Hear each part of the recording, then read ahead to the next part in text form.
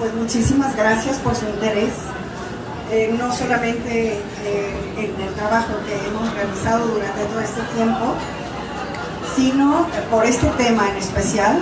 En esta ocasión no es propiamente un libro lo que nosotros vamos a presentar, sino vamos a dar un pequeñito avance del próximo libro que ya estamos trabajando. Debo comentar que para mí fue una enorme sorpresa cuando me invitaron a investigar Sayula, el descubrir esta parte de... ¡Ay, Dios, esto está pitando! En descubrir esta parte de la cocina de las soldaderas, porque la mayoría de las veces subestimamos este tipo de platillos, este tipo de preparaciones, estas actividades, o simplemente nos quedamos con lo que en alguna época en la primaria o la secundaria aprendimos.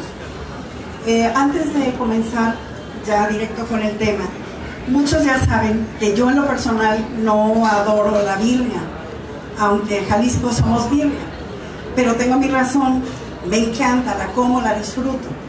Pero hago este preámbulo porque de repente va a salir ahí una diapositiva que es de repente que le puede estantear, por decir, bueno, entonces si es Jalisco porque no quiere la birria, pero van a ver algo lindo que acabo de descubrir sobre la dichosa birria.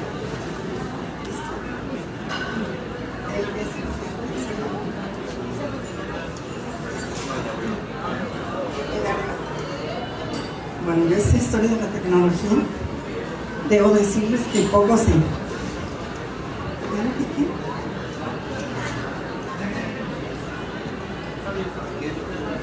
A ver, sí. Bueno, para hablar de Sayula es necesario hacer un poquitito de preámbulo, lo voy a hacer muy rápido, pero sí lo necesitamos hacer para poder comprender qué sucedió en Sayula y poder entender cómo era la vida de estas mujeres para a su vez poder comprender lo que comieron en su tiempo. Es importantísimo hablar de la Feria de Ramos, una feria que data desde tiempos ancestrales. Hay algo de documentación que se menciona que esto era desde antes de la colonia. Entonces, este tipo de tianguis, llamémoslo así, se convertía como en una especie de caravana que recorría la zona.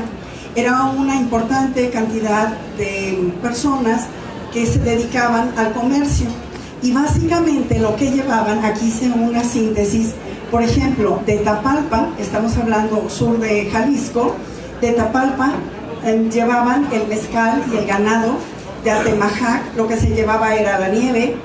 De Cuyacapan, los sedazos, esos famosísimos sedazos de crin de caballo. De Zacualco, sobre todo zapatos. Y de Chiquilistlán llevaban diferentes productos. Pero ¿qué era lo que Sayula ofrecía a cambio de? Básicamente era hierro forjado, cuchillería. Ustedes saben que de los mejores cuchillos que tenemos son los de Ojeda, precisamente de aquí de Sayula. El tequesquite, que ahorita vamos a hablar un poquito de él, la colambrería en general, alfarería, las frazadas, sayates y jergas, y aquí muy importante, lana, algodón, mantas, rebozos y blusas de tachihual. Esta es una blusa de tachihual, ¿sí? Es un tipo de tejido, se hace en telar de cintura, suficientemente complicado. ¿No vieron aquí una agujita? Que se las quiero mostrar porque viene la aguja, no sé si la alcancen a ver aquí, ¿sí? Pero es la aguja con la que se teje precisamente este tipo de prendas, ¿sí?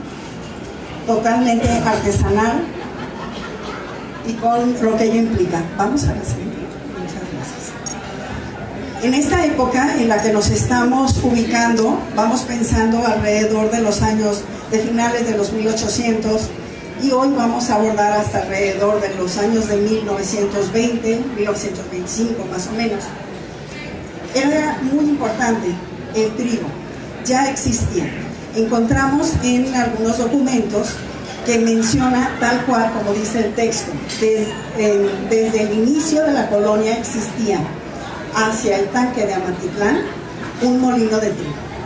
Entonces, en esta época ya había la siembra del trigo, la cosecha, y se preparaban diferentes panes.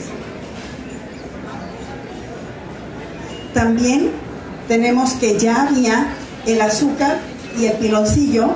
Esto estaba en la hacienda de Amatitlán. Un detalle que a mí me encantó conocer de los trapiches es que uno de ellos, que era, digamos, en su tiempo el principal, alcanzaba a producir 150 toneladas diarias de piloncillo. O sea, imaginemos este mundo de actividad que se tenía. Y otro dato muy curioso es que precisamente para trabajar este trapiche se llegó a importar, llamémoslo así porque así está narrado, a las personas, a algunos esclavos negros, ¿sí? Entonces, en ese tiempo y durante muchos años sí hubo este tráfico de esclavos que tienen toda una clasificación muy específica de todo esto. Bueno, en su momento ya se hablará en el libro cuando salga, ¿no?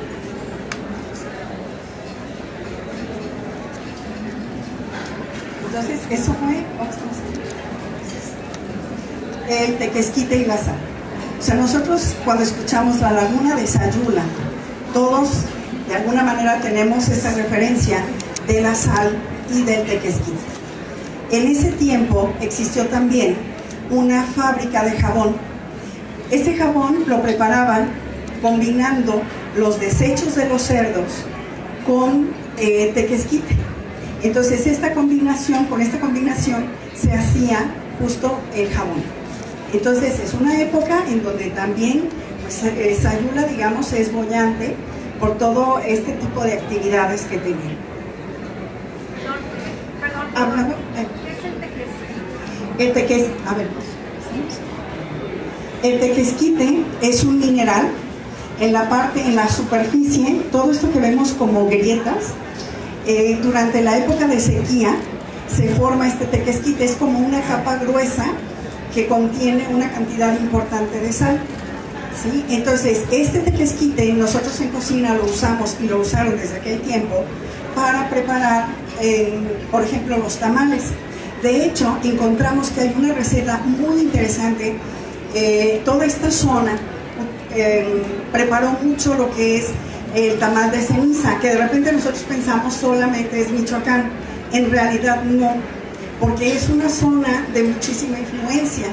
Y hemos encontrado en esta investigación algunas recetas en donde nos describen muy claramente que se tiene que hacer una combinación de tequesquite con un poquitito de cal. Entonces, esta mezcla es lo que hace que se potencialice el sabor en un momento dado de la ceniza, pero se leuda o se hace que esponjen a base precisamente del tequesquite. Tenemos que ellos utilizan una proporción de media taza de agua por 1,5 cucharadas de tequesquite. Dicho sea de paso, que también eso más adelante en el libro vendrá, pero hay diferentes colores de tequesquite, hay diferentes sabores de tequesquite, hay unos que son más amargos que otros. Entonces toda esta parte es muy interesante porque las cocineras de aquel tiempo la conocían y la utilizaban de diferentes maneras. Perdón. Sí, dígame. Le entendí a usted que la sal, el tequesquite es mucho menos fuerte que la sal. Sí, es bastante más ligero, pero hay variedades. Sí, y en estas salinas, durante la temporada en donde ya se acerca la lluvia, entonces comienza, o pasada la lluvia, antes de que se seque la tierra, es cuando comienza el trabajo de las salinas, o bueno, comenzaba el trabajo de las salinas. Y a mediados del siglo pasado prácticamente se secaron por completo estas salinas de Sayula. El chocolate de metate fue también importantísimo en ese tiempo, porque dio de comer a una población, a un lugar, bueno, pequeñito, pero con mucho movimiento también, que se llamó El Reparo. Entonces, sabemos por datos y registros que hemos encontrado que era muy consumido y lo cotizaban muy bien. Entonces formaba parte de la alimentación pues casi cotidiana. El pulque. El pulque definitivamente es otro protagonista esencial en la cocina de esta zona. Vamos a ver que tiene también una influencia considerable por parte de lo que es Tapalpa, que es zona más fría y hay una importante cantidad de magueyes, hay diferentes tipos, pero bueno, el pulque en su tiempo, pues encontramos que era básico para cocinar. No solamente unas enchiladas de pulque, estilo Pancho Villa, por ejemplo, sino hay otro tipo de preparaciones, como por ejemplo el pan, diferentes panes, que la levadura como tal era el pulque. En esa época también hubo un auge importante de los mesones y todo lo que esto conlleva. Entonces las personas llegaban, comían ahí y demás, y posteriormente rentaban, digamos, espacio también para los animales. Esta zona, este lugar, Sayula, básicamente fue nombrado y considerado centro regional de comercio durante todo el periodo colonial. Los arrieros eran también muy importantes para llevar y traer la mercancía y caminaban hasta Aguascalientes, Durango, San Luis Potosí y Zacatecas.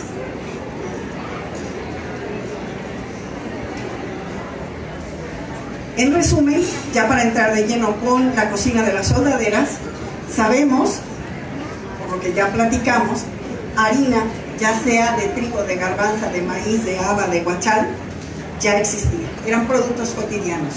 Piloncillos, pulque, aguamiel, curados, maíz, frijol, chile, calabaza, por supuesto, diferentes granos, el chocolate, leche, quesos, nata, jocoque, mantequilla, cerdo y todos sus derivados. Y por supuesto el pan común, el pan florete, y en especial un tipo de pan que se llamaba petacanes.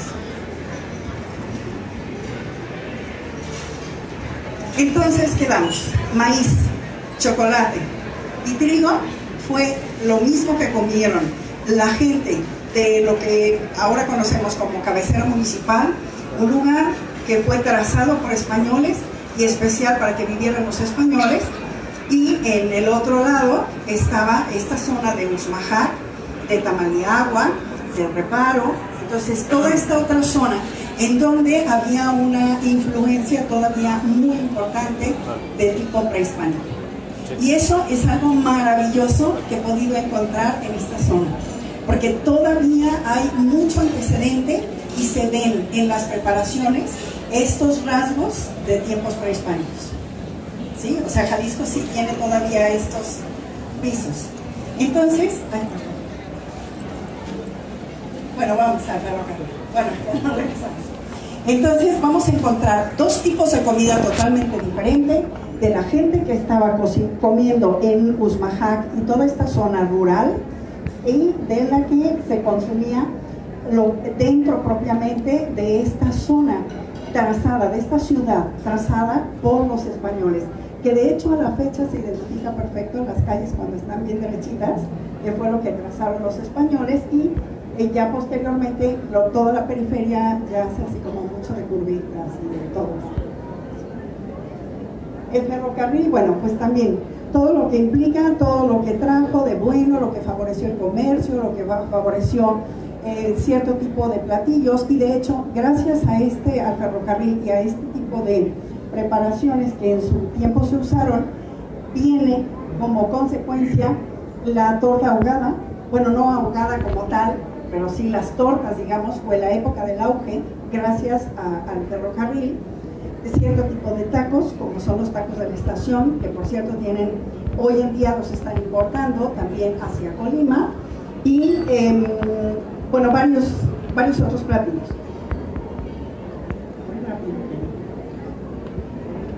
Y entonces, bueno, llegamos finalmente a la época principal de las soldaderas. Estamos considerando que gracias o debido a la revolución, lo primero que sucedió fue que se tuvieron que abandonar los campos. Esto trajo modificaciones muy importantes en lo que las personas comían. Después tuvieron necesidad de cerrar diferentes fondas, diferentes tiendas, etcétera, porque no había ya productos para vender. Y pues la pobreza vino a instalarse, ya de por sí tenía tiempo, pero vino a acentuarse, y entonces esto nos genera un tipo de platillos muy diferentes. Ahora bien, vamos aquí a un punto que para mí es importantísimo y que a lo mejor para ustedes también, no sé qué tanto lo conozcan. ¿Pero qué comían los revolucionarios? ¿Qué preparaban las soldaderas? Atoles, definitivamente, en donde hemos encontrado que dominan el atole de aguamiel, el de ciruela, el de granada, el de garbanza, el de arroz, el de tamarindo. Entonces son sabores que ahora pues prácticamente los hemos ido abandonando varios de ellos, pero ahí están esperándonos. Otro platillo que también preparaban ellos es la avena, pero es un tipo de avena tostada. Les platico, en el metate, bueno, en el comal se pone a tostar ligeramente la avena, se pasa al metate y encima del metate se muele la avena, se muele con un poco de canela, un poco de piloncillo, y entonces se obtiene como una pasta. Se tiene el agua hirviendo y ahí se va agregando esta mezcla que se hizo. Tiene un sabor, no se imaginan, nadie cree que sea avena, cambia por completo, es delicioso. Y bueno, ahí vamos a empezar a conocer un poco más de estos sabores de las soldaderas.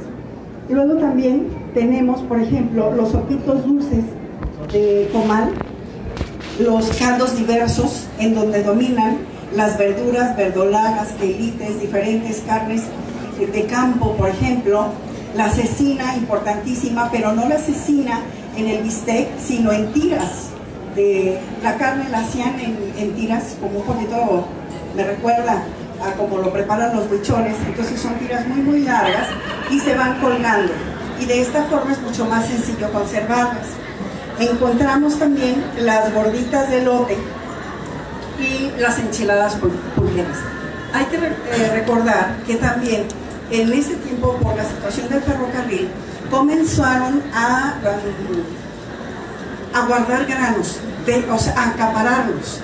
Entonces esto generó una situación también de repente complicada para las soldaderas, lo cual suplieron en su momento y cuando se pudo, específicamente con el elote sembrado natural como tal.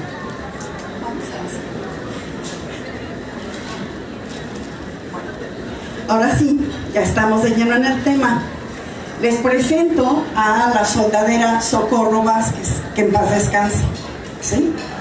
Tuve oportunidad de platicar con la siguiente generación de ella, bueno, de ese tiempo. Conozco a la nuera de ella. Entonces, ella fue quien nos prestó la fotografía, nos habló un poquito más de qué hacían y cómo hacían este tipo de mujeres, que finalmente yo creo que son mujeres que se adelantaron un poquito a nuestro tiempo, pero que lo hicieron de alguna manera con el pleno convencimiento de apoyar a la familia, de apoyar al esposo. Ahorita vamos a platicar un poco más a detalle del carácter de ellas. Tenemos aquí esta receta, nosotros nos la platicaron, hay más o menos algo de referencia por lo que una persona escuchó. Y entonces esto, lo que nosotros hacemos es llevarlo a la cocina, aplicarlo, hacerlo, después de haber preguntado en varios lugares cómo se hacía. Es la forma en que hemos podido recuperar un poco más este tipo de preparaciones. Otra de las soldaderas, que también ella ya falleció, de ella sí no tenemos la fotografía, es María Ignacia López, también, que en paz descanse. Debo decirles que ella, parte de su función prioritaria era, tenía que poner la manta en el piso y luego acomodaba el anafre, ponía 2 cazuelas, una olla para el café, 1 o 2 cucharas, básicamente el metate, no, el molcajete, cuando era posible, entonces lo ponía ahí, lo hacía como un bultito y se lo echaba a la espalda. Y esto era básicamente su trabajo, era su equipo, su menaje, y a donde quiera que iban, ella lo cargaba. Digamos que en el grupo, en la brigada donde ella estaba, pues era su función principal. Dicen que ella, una súper experta cocinera, que cocinaba, que preparaba delicioso las comidas. Ahora sí, ¿quiénes son realmente las soldaderas o jefas, que así les decían, y quiénes son las Adelitas? Si es lo mismo o no es lo mismo. Y no es lo mismo, definitivamente no lo son. ¿Por qué? Porque la soldadera como tal era aquella mujer que se enrolaba, se metía, se adhería a las filas, a la tropa como tal, y los acompañaba, digamos, básicamente les hacía casa. Eran las cocineras de la tropa. Jamás en la vida cargaban ellas ni disparaban armas, pero tuvieron una segunda actividad muy importante, que era la del espionaje, ¿sí? Entonces ellas, a través de la comida, detectaban muchas situaciones, muchas cosas que sucedían alrededor, que los soldados, como soldados, no podrían haberlo hecho. Cuando llegaban a ciertos lugares, por ejemplo, ellos no podían tener, por estrategia, no podían encender fuegos, y mucho menos tener cocciones de demasiado tiempo. Por esa razón, y curiosamente, contra la lógica que quiera yo tener, sucede que en esta etapa empiezan a dominar en Sayula la preparación de las tortillas de harina, ¿sí? Más que ni la tortilla de maíz. Eso para mí fue algo increíble, así súper novedoso. Y entonces me dicen, bueno, la razón es sencilla, porque hay que poner el nixtamal, hay que esperar a que se enfríe, hay que molerlo, o sea, es demasiado tiempo. La harina era relativamente sencilla. Cuando platicamos con unas personas expertas en la preparación del pan de Tachihual, nos decían que ellos tenían sus ciertos días para que fuera el señor de la casa con 2 hombres más a esperar el tren, y ya sabían exactamente en qué vagón usualmente traían el trigo. Entonces se iban desde la madrugada, se acomodaban ahí y esperaban a que no los estuvieran viendo, acercaban los costalitos, le abrían a la palanca, llenaban lo que podían cargar, cerraban y se salían volando por la parte de atrás del cerro, ¿sí? Para que no los detuvieran. Entonces era la forma en que ellos de alguna manera se acercaban en la posibilidad de tener el trigo. Esto molido era parte de lo que ellos transportaban para poder preparar la tortilla de harina. Tenemos aquí entonces que la soldadera propiamente tenían que ser unas súper expertas cocineras, que además debían cocinar con lo que se tenía a la mano. Una increíble capacidad de improvisación, forzosamente. Debían saber manejar estupendamente los fuegos. Y curiosamente, platicando con una persona, nos decía que él recordaba que sí les hacían pan en los campamentos, en el cerro sí les hacían pan, pero que los hornos los hacían rápidamente en la tierra. Entonces hacían los huecos como cuevas y los calentaban con piedras calientes. Y parte del menaje que muchas veces llevaban eran esas latas de sardina que no pesaban gran cosa, y entonces hacían los batidos, llenaban estas latas y las cocinaban allá abajo. Y otra razón importante de hacerlo así era no generar humos. Disculpen, las soldaderas, bueno, las cocineras, ¿cómo llegaban? ¿Por ellas mismas? ¿Ellas decidían unirse? Sí, sí. Si eran decisiones... ¿O eran esposas de los mismos que iban? Bueno, no necesariamente eran esposas, pero andaban en la tropa. Pero sabían era realmente decisión de ellos. Aquí... No de ellas. No, de ellos y de ellas. Ah, no, sí, cómo no. Pero aquí, fíjese, hay algo que a mí me pareció muy significativo. Se menciona muy concretamente que la mayoría de las soldaderas de Pancho Villa, específicamente de Pancho Villa, fueron mujeres que realmente iban a apoyar al esposo, que tenía necesidad de aguantar todas las inclemencias, de caminar muchísimo, pero más importante, tenían que saber parir al pie de un árbol. Sí, no, era una situación tremenda. Y yo creo que realmente, pues yo no sé si en estos tiempos muchos de nosotros o de nosotras hiciéramos, de decir, dejo todo, tomo a mis hijos, me voy allá y a pasar todas las que pasaban, ¿no? Porque eso sí, exacto. Por ejemplo, las tropas de Pancho Villa, según lo que hemos estado buscando, llevaban mucho de niños. O sea, iba la madre con el esposo y los niños, ¿sí? A diferencia de otras tropas que era de repente un ambiente un poquito diferente. Esto no está aquí, pero déjenles digo que pues yo ahí he escuchado, y no poco, bastante, que les decían las galletas. Y casi quisiera no tener que pensar por qué les decían, ¿no? Porque nadie me ha dado una respuesta concreta. Pero bueno, finalmente era una forma de llamarlas, ¿sí? Pero no de una manera muy linda, sino un tanto despectiva. Bueno, entonces, vamos a la siguiente. Entonces quedamos, la Adelita, a diferencia de la soldadera, eran mujeres de más recursos económicos, generalmente tenían su caballo y ellas sí, efectivamente, se enrolaban, se inscribían como tal en la tropa. Y ellas también les llamaban soldadas, porque salían a pelear y a combatir así mano a mano junto con los soldados, ¿sí? Y mientras que la soldadera no, la soldadera básicamente les hacía pie de casa.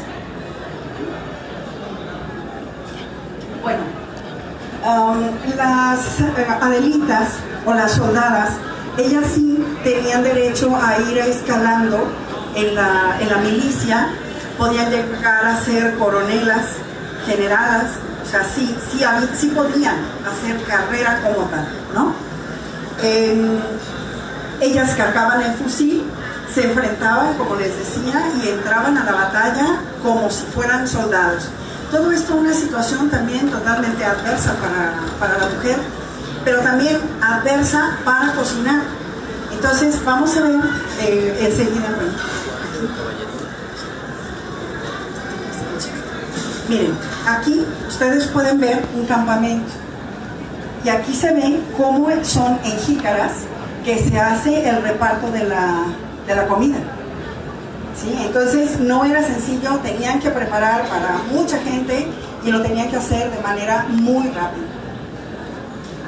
Aquí tenemos, por ejemplo, en el escalafón militar tenemos primero al soldado de primera y a ese mismo nivel estaba la Adelita.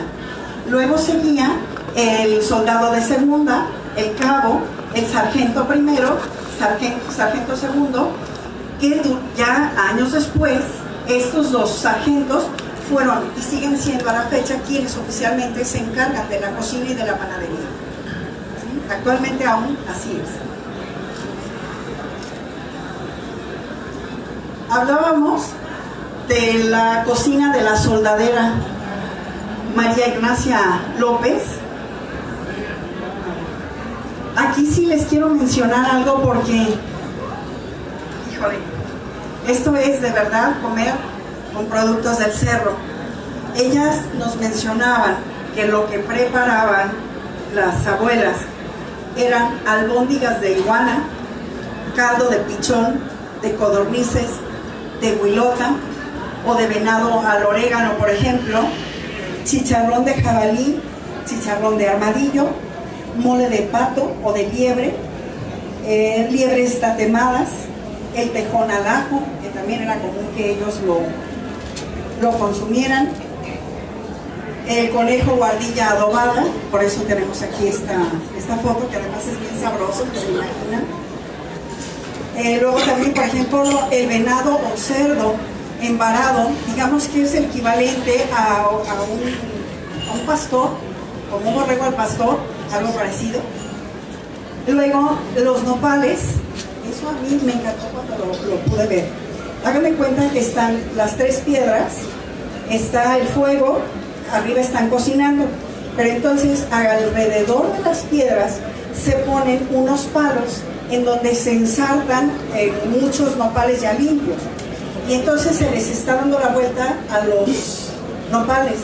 No saben qué sabor deliciosísimo toman, porque están jalando el sabor del humo y entonces quedan cocidos pero ligeramente crujientitos, son deliciosos, de verdad, de verdad. Luego también la cecina, como les mencionaba, y bueno, ni qué decir de la tortilla de harina, ¿no? Con respecto al chile de uña, que mucha gente conocemos, decimos, ay, sí, chilito de uña, sabemos que se refiere a un chile picado, pero no sé qué tantos de ustedes sepan que dependiendo de los lugares en que andaban, de repente no podían llevar los molcajetes, pero entonces sí se hacían clientes, digamos, de algún maguey. Lo que se hacía es, con las uñas, literal, se desbarata, se arrancan los pedacitos del jitomate, de la cebolla, del chile, pero luego se iban al corazón del maguey. Entonces, todo esto que ellas picaban, lo metían ahí y lo martajaban, lo machacaban. Esto lo sacaban, ponían sal y era parte de las salsas, digamos, que ofrecían. Esto, por supuesto, hace que tome un ligero sabor al pulque, que, pues la verdad es muy sabrosa, porque ya le hicimos, no machacada, pero sí le hicimos la prueba y nos gustó mucho el resultado. Ay, ya me tengo que volver, ¿verdad? ¿Cuánto tiempo me queda? ¿Me queda muy Tengo una pregunta, Maru. Ah, sí. ¿También tiene la función de cazar y atrapar los animales caballitos, o era nada más cocinar? No, ellos tenían que recolectar la comida. También nos comentan que cuando iban al cerro, a la pasada, los animales que podían los iban recolectando precisamente para que fuera la comida del día. Bueno, insectos. Es que hay dos cosas, ya casi acabo, se los prometo. Pero hay dos cosas que son, para mí, bueno, impactantes y al mismo tiempo maravillosas. El uso de insectos. ¿Cuántas personas nosotros en Jalisco asumimos que aquí no hay insectos? Que de repente dejamos de consumirlos, no quiere decir que nunca se consumieron. Entonces tenemos que parte de lo que ellas sí prepararon fueron los gusanos de maguey rojos y blancos, el gusano de guasima, ya lo hacían frito o revueltos con huevo también, las avispas, por supuesto, las hormigas asadas, y la chinche hocicona y mixtiquiles, entre otros. En esta investigación conocí a un señor, ay, no saben, es fantástico platicar con él. Es Gregorio. Él fue soldado de segunda y ya después se salió, pero el tiempo que fue soldado de segunda, bueno, tiene mucho que contar. Cuando lo entrevisté, me decía, mire, Marta, yo lo voy a compartir, yo debo haber tenido unos 4 o 5 años, no creo que más. Y en ese tiempo llegaron aquí las soldaderas con toda la tropa. Y se acostaron en todo lo que son los arcos, por eso están aquí, miren, todos los arcos. Ahí se llegaron y se acostaron. Y se haga cuenta como un campamento de gitanos, así. Llegaron y en todo lo largo de los corredores, ahí se acostaron, ahí comieron, ahí a un lado preparaban sus alimentos, todo. Dice, pero el padre me dio unos papeles que tenía que llevar al otro lado y en el camino me encontré a muchas señoras, de esas que estaban ahí, y llevaban cargados algo de loza, algo llevaban amarrados en una manta, justo lo que ya le habían dicho, echados en la espalda, y iba todo el grupo de mujeres hacia lo que antes se le llamaron en Sayula la caja de agua. Entonces se fueron hasta allá y dice que él pues los fue guiando, pues la curiosidad de quiénes son y qué hacen. Cuando se acercaron a la caja de agua, resulta que ahí tenían precisamente, ahí se detuvieron ellas y tenían todo, bueno, ya se me fue el rollo, pero ahorita, por poder haber poquito.